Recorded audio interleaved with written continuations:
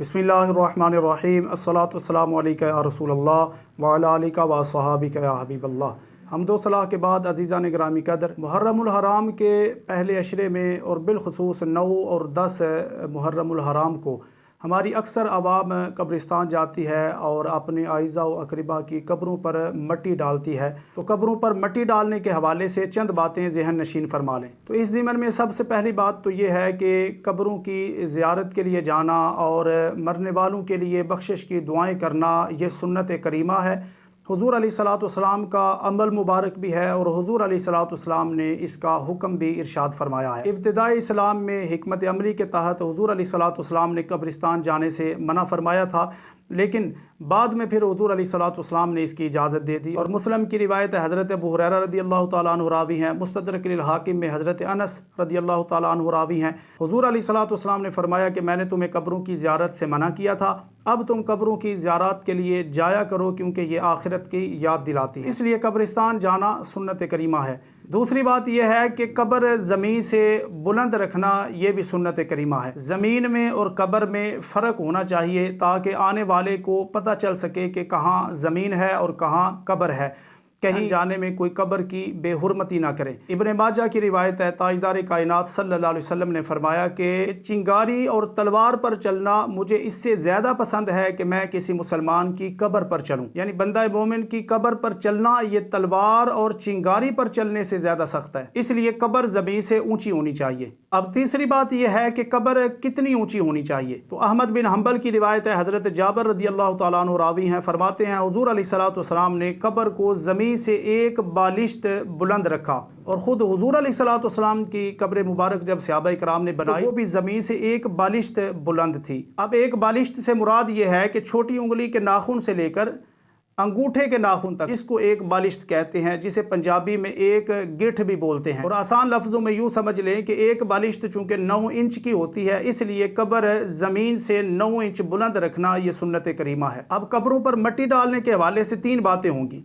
एक तो ये कि कब्र ज़मीन के बराबर हो चुकी है या बारिशों की वजह से ज़मीन के अंदर धंस चुकी है, अब उस पे मट्टी डाल के उसे ज़मीन से 9 इंच बुलंद रखना ये लाजिम है। दूसरी सूरत यह है कि कब्र ना तो ज़मीन के अंदर धंसी है ना ज़मीन के बराबर है तो ज़मीन से बुलंद लेकिन 9 इंच से कम है, तो अब इस पे इतनी मट्टी डाल सकते हैं कि जिससे ये 9 इंच के बराबर हो जाए। और तीसरी सूरत यह है कि कब्र पहले से ही 9 इंच है, तो अब जो है वो उस पर मट्टी डालना ये इसराफ होगा और ये गुनाह है। और अमूमन जो कब्रें होती हैं उनमें मट्टी पहले से ही ज़्यादा होती है, इसलिए मज़ीद उन पे मट्टी डालने की ज़रूरत नहीं है।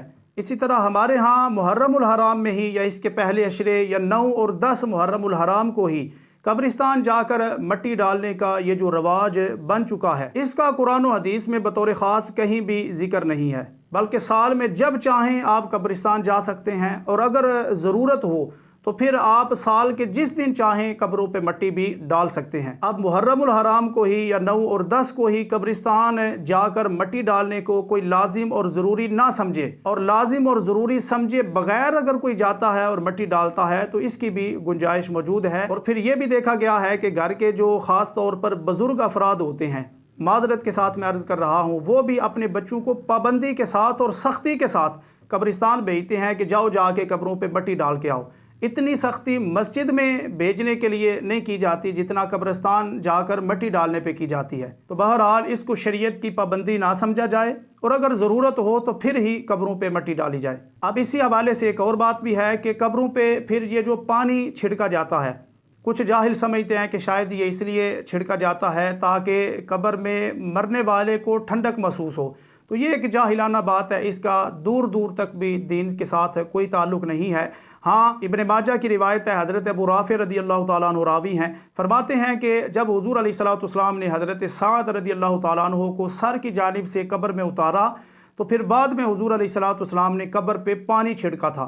तो फुक़हा इकराम फरमाते हैं कि जब कब्र ताज़ा बने तो फिर जो है वो उसके ऊपर पानी छिड़कना सुन्नत करीमा है, इस गरज से, इस नीयत और इस इरादे से कि ताकि वो जो मट्टी है वो बिखरे ना, मट्टी को बिखरने से बचाने के लिए जो है वो उस पर पानी के ज़रिए अगर लेप कर दी जाए तो इसकी भी गुंजाइश निकल सकती है। इसी तरह अगर कब्र तो ताज़ा नहीं बनाई गई, कब्र तो पहले से है लेकिन उसकी मट्टी कम हो गई थी, उस पर मट्टी डाली गई है, या मट्टी पूरी थी लेकिन वो मट्टी मुंतशिर हो चुकी है, बिखर चुकी है, तो उसको इकट्ठा करने के लिए और मुंतशिर होने से बचाने के लिए अगर उस पर पानी डाला जाता है तो ये बिल्कुल जायज़ और दुरुस्त है। बाकी इसके अलावा बगैर ज़रूरत के कब्र के ऊपर पानी ना डाला जाए। इसी तरह इस हवाले से आखिरी बात जहन में रखें कि जब आप मट्टी डालने के लिए जाएं तो वहाँ जो घास होती है उसको आप जड़ से ना उखाड़ें, कि ये अल्लाह की तस्बीह बयान करती है और मरने वाला अगर ईमान सलामत लेकर गया है तो फिर इसका फ़ायदा भी मरने वाले को होता है और इससे भी उसको राहत महसूस होती है। हाँ, अगर घास बड़ी है तो फिर जो है वो उसको छोटा आप कर सकते हैं, ताकि कब्रिस्तान में अगर बहुत बड़ी बड़ी घास होगी तो फिर इससे वहशत पैदा होती है और लोग कब्रिस्तान जाने से डरते हैं। तो इसलिए घास को छोटा कर लें लेकिन उसको जड़ से ना उखाड़ें। तो कब्रों पर मट्टी डालने के हवाले से फिर खुलासे कलाम ये हुआ कि कब्रिस्तान जाना भी सुन्नत करीमा है और कब्र को ज़मीन से 9 इंच बुलंद रखना भी सुन्नत करीमा है। लिहाजा अगर कब्र इससे कम बुलंद है तो फिर आप मट्टी डाल सकते हैं, और अगर पहले से ही मट्टी पूरी है तो फिर आप जो है वो मज़ीद मट्टी ना डालें, बल्कि वैसे ही आप उनके लिए बख्शिश की दुआ करें। उम्मीद है कब्र पर मट्टी डालने के हवाले से ये चंद बातें आपको अच्छे तरीके से समझ आ गई होंगी। वमा अलैना इल्लल बलागुल मुबीन।